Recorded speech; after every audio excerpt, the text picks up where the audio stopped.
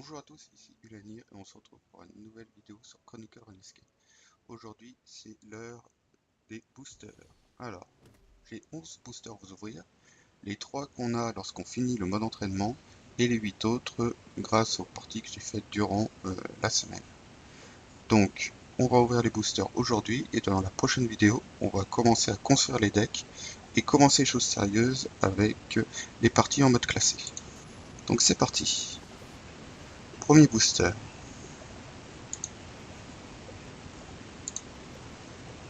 Alors, donc, sous les cartes, on voit les raretés des cartes. Donc les bleus qui sont les plus communes et la rouge qui est un rubis, donc qui est l'avant-dernière rareté. Donc sur ce paquet, on a la mécanique ici avec les cannonballs, donc les boulets de canon qui rentrent dans un deck pirate, et une bonne carte pour le raptor qui inflige des dégâts à l'adversaire équivalent à votre prochain monstre. Donc si vous combattez un monstre puissant et que vous avez assez d'or pour jouer cette carte, vous pouvez faire très mal à l'adversaire.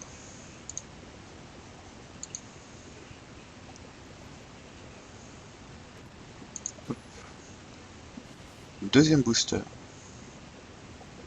Donc évidemment, si on a une carte légendaire, ça serait excellent. Mais bon, faut pas s'attendre. Alors, une nouvelle carte ici par rapport à l'ancienne bêta. Défaussez-vous d'une carte et je rajoute 2 potions aléatoires dans ma main. Donc c'était une nouvelle mécanique juste à la fin de la bêta. Il y a un deck basé sur les potions. Pour l'instant, aucune carte extraordinaire.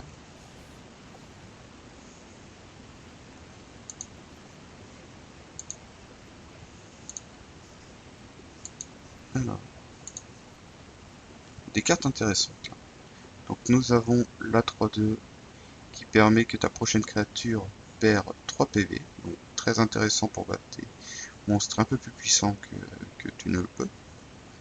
Et 2 cartes Linza qui jouent donc autour des armes. Celle-là qui est très intéressante, qui permet de faire beaucoup d'or. Donc en détruisant ton arme, on gagne son or équivalent à la durabilité de l'arme, plus de d'or.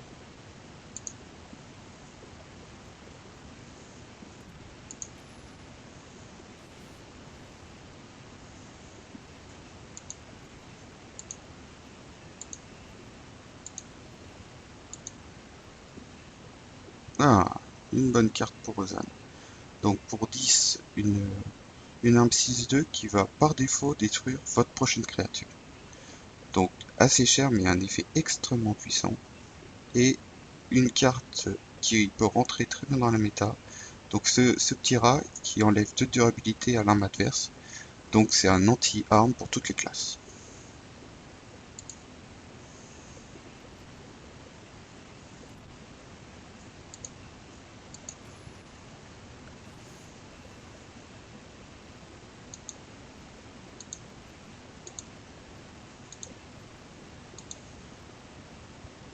Oh, une légendaire. Ah oui, c'est le Black Knight Titan qui permet de attaquer son adversaire avec sa propre arme et ensuite de la détruire. C'est extrêmement puissant contre l'Aerosmith, forcément, mais contre Ozan, le voleur aussi, parce qu'il a souvent des armes pour trigger ces différents sorts. Donc, carte extrêmement puissante, qui a quand même des stats assez importantes, donc une carte qui peut très clairement retourner la game à elle toute seule. Et une carte assez intéressante pour la vampire. Donc une 4-3 qui permet d'avoir un d'attaque supplémentaire, ou si on est en mortal, d'en avoir 4. Donc ça peut être intéressant en début ou à la fin de la partie.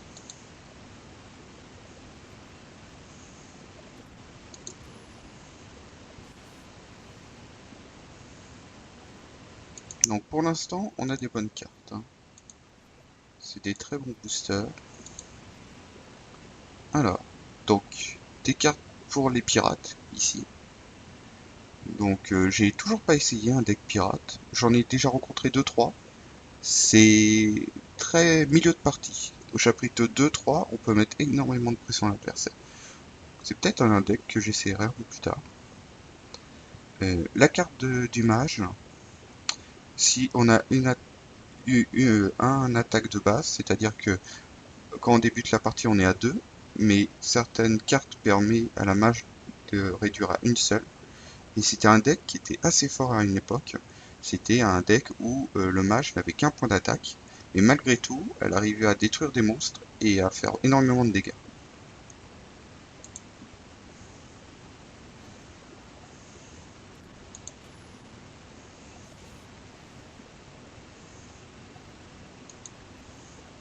Pour l'instant, beaucoup de cartes spécifiques aux classes, pas trop pour tout le monde. Voilà, on va commencer. Alors, une carte qui a l'air assez étrange au niveau des stats, mais elle est extrêmement intéressante, même en début de partie, parce que en fait, donc une 1-9 qui rapporte 4 d'or, si on n'a que 2 d'attaque, elle nous fait 4 points de dégâts. Donc en gros, c'est on gagne 4 points d'or pour 4 points de dégâts. Donc ça peut être extrêmement intéressant. Donc encore une créature qui permet de détruire des armes, ou ici là plutôt de réduire l'attaque de l'arme. Et sinon rien de spécifique sur les 3 autres. Ozan, c'est pas mal. Pour un seul lord, t'as 3 d'attaque temporaire, qui peut permettre de passer à 5 d'attaque assez rapidement au début de partie. Et donc de détruire déjà des monstres assez impressionnants sans que l'adversaire s'y attende.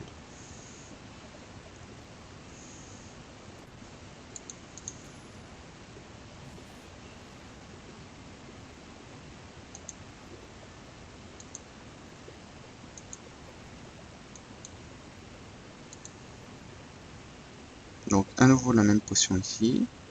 Donc une carte intéressante en aggro. Donc battle le rival, mais avant il se prend 2 points de dégâts. Donc ça permet aussi de finir les adversaires. Et une carte très intéressante pour le vampire ici. Donc voler 5 heals à l'adversaire et il se défausse d'une carte en plus. Donc ça peut être très intéressant, notamment contre le mage. Et la carte défaussée des fois peut faire retourner la game.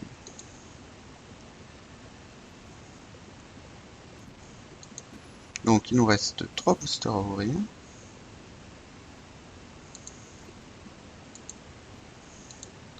Ah, voilà, ça c'est des cartes qui étaient très fortes aussi dans la bêta. Alors cette carte qu'on retrouvera énormément dans beaucoup de decks aggro. Donc pour 0, vous infligez 4 points de dégâts à l'adversaire, mais en contrepartie, tu prends des dégâts équivalents à l'attaque de base de l'adversaire. Si on joue ça en tout début de partie, vous infligez 4 et vous recevez que 2. Donc c'est très puissant déjà dès le début de partie. Et un bon gobelin, les statistiques, elle est pas si dure que ça à tuer, et on donne une arme très puissante, une 3-2 qui est extrêmement puissant, et les 2 points d'armure qui sont pas négligés.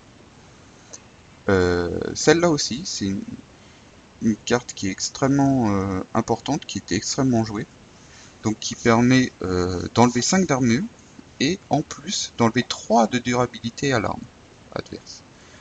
Donc très bien utilisée, cette carte est extrêmement puissante. Et une carte pour Ninja qui est énormément jouée.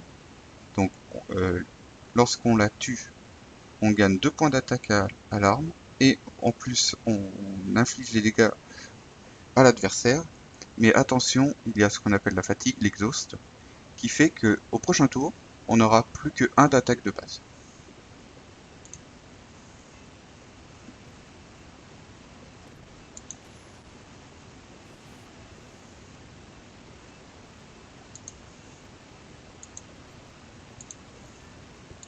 Encore ici des cartes assez intéressantes. Donc une carte qui est assez jouée donc dans la rangée des pirates. Une 4-3 qui permet de défausser une carte de l'adversaire, toujours intéressant. Et le full Tetsu, donc pour 5, on a 7 points de vie, 7 points d'armure, extrêmement puissante, notamment dans les decks de late game, et c'est un soin, donc c'est 3 de plus que le soin pour 2 qui rapporte 7 points de vie, mais pour 3 de plus, on a en plus les 7 points d'armure, donc ce qui représente 14 points de vie en fait. Et c'est une carte qui est jouée dans beaucoup de de deck de late game. Et le dernier booster,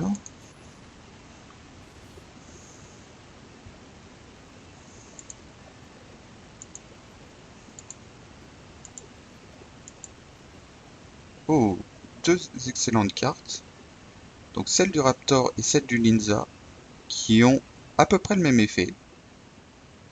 Donc, dans les deux cas, on draw alors une location. Généralement, ce sont les armes, location.